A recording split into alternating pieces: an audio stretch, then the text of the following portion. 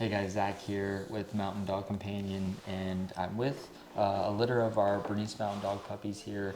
We have Angie with us, and yeah, we're kind of doing the first introduction of this litter. This is Javalleina and Victor's puppies here, guys. So super excited about this litter. We're gonna kind of talk about the parents, kind of show you guys the puppies here, and talk about the puppy pre-training with Omega Star Pup Academy. So appreciate you being here, Angie. Sure, thanks for having me. Yeah, absolutely. Always a fun time with young puppies. It is, absolutely. So yeah, I mean, again, guys, Javalleina and Victor's litter. We have 2 people on this list so far, so shout out to you guys. You cannot go wrong with getting on this litter, guys. So super excited again for the people that are on here, and yeah, I mean, maybe Angie and me. Angie, you want to help me kind of hold up the puppies here, guys? They're 10 days old. Did you tell them if they're males or females? Not yet. Oh, you're saving it. Yeah, they're all males. They're all Thanks, males. Angie. Oh, spoiler alert. That's all right. So yeah, we have six males here, or five males here. Sorry. Yep. So I know the people on the list were looking for males, so that's very exciting for them. But these guys are just phenomenal. Perfectly marked. Yeah. 10 diamond combination between mom and dad, and yeah, both from European countries. And Victor is an AKC champion, and he did it within about 6 months of being here. So kind of a popular guy here at Mountain Dog Companion. So yeah, I mean, Angie, where are these guys at? I see you have a tin here. I do. I was sniffing it earlier. I saw that, yeah. Today is day 10. So it's Star, Anise. Nice. It's actually... What does it smell like when you smell it? Oh, it smells good. You know what it is? It does smell good. It's very strong. The puppies usually have a very strong reaction to it, but it's actually used to make a tea.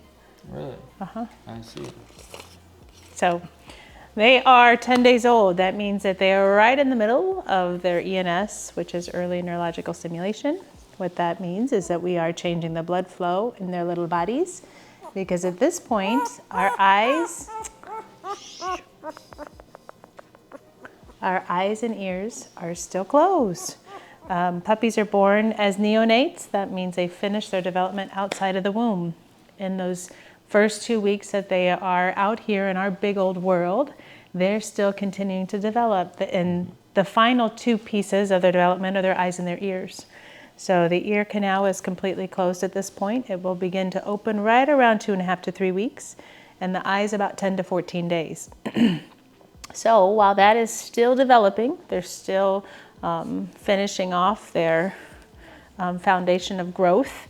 We are working with changing the blood flow in their body. That blood flow helps to wake up their brain. It helps them to get used to different types of touch and movement. And then we use the ESI, so early scent introduction, to wake up the little nose and their sensory, because dogs do explore their life with their noses. And so right now, while we're finishing their development, we're going to work on those little areas. So they get to smell for 5 seconds. Yes. Oh, there you go. Very strong head lift. This is a very strong scent. Yep, the head's going around. Sometimes you feel a sigh. Sometimes the mouth will move, depending on what they're sniffing. You can see the head movement, which that's really good. Usually at day 3 that doesn't happen. There it is. It's lift away. It's a lift away. But up to 30 seconds if they enjoy it. There is no correlation to their response time and how long they sniff to what it relates in later in life. We just expose them to a variety of different scents. So things like soil, rubber, leather is day 14. So they sniff that. They sniff soil, like they'll experience that. So some of the things they'll experience in day to day, and then some things to actually have a trigger response. So that's the scent portion of it. And then when we do our handling, it's a maximum of about 30 seconds. They're held upright for 5 seconds. Yeah, nice head on them. Very relaxed, actually. Downright, they don't usually enjoy this part. Yeah, it's okay, baby. I know. It's part of the process. Then they go on their back for 5. We usually like to make sure that they're cradled so there's no fear. And then they get to have their paws onto a cold surface. So something cool to touch, because again, we would have that touch option. Whoops, we're losing one. Yeah, somebody got their reverse in action. And then we stimulate their paw pads. Just separate those little toe beans. Yep, just like that. And then right around between day 6 to day 10, we trim their nails for the first time. So they start getting used to that. And then part of it is also just inspecting, making sure everything is open, that they look healthy, that there's no signs of anything. Also at this point, we also check their umbilical healing, because the little umbilical cord drops off usually by about day 3. And if the dew claws have been removed, we check those sites as well, making sure there's no signs of infection. And then they're back to their little nest, and mama takes over. And so it's very limited interaction other than weighing. We weigh them too daily so that we can keep track of that weight. Making sure they're growing. Yep. Making sure they're growing, seeing patterns. You may have one of the smaller pups in the litter.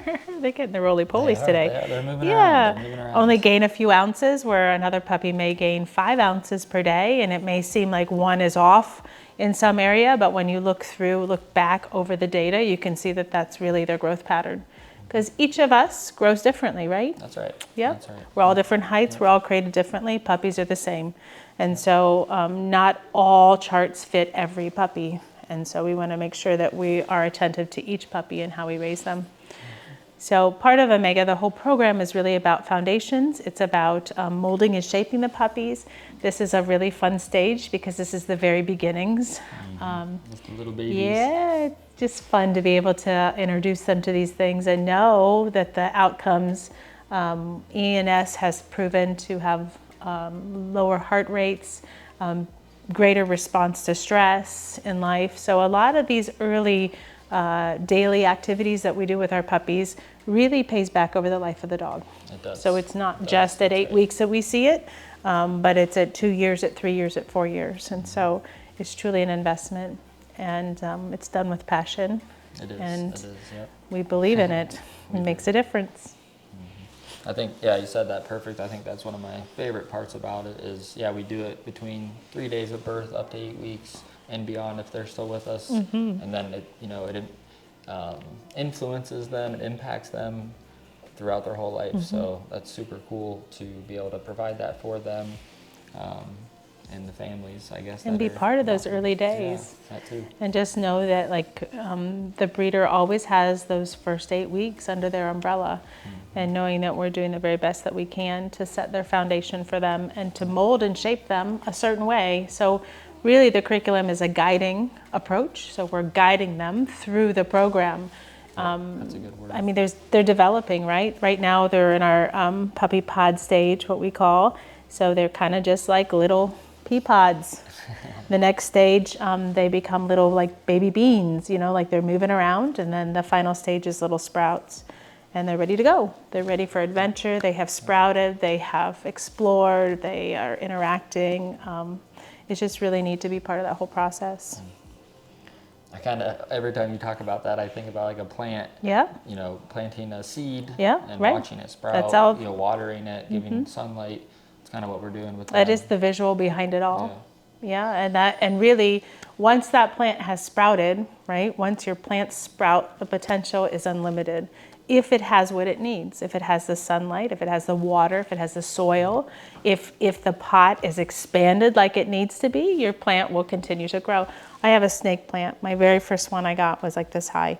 I now have it. It is probably close to 4 feet high, and I have probably 10 offsprings from it. Wow. So if you give what it needs, right? Give that plant what it needs, it continues to blossom. And so we lay a foundation for them. We create these little sprouts that are ready for adventure, and our families then get the opportunities to take it from there. Yeah. Have the best majority of our puppies are a family member, right? At that level. So some have their own bedrooms, some have their own beds, some have their own things. That's That's right. Yeah. So that's awesome. Thanks for sharing that and Yeah, kind of of chatting course. about it with me. We love that about this program, what we do here at Mountain Dog, and guys, super excited about this litter again. Javalleina and Victor, probably one of our top litters right now, guys. So as far as the parents go, so very excited again for the people that are on this list. And yeah, this is kind of the introduction of these puppies here, guys.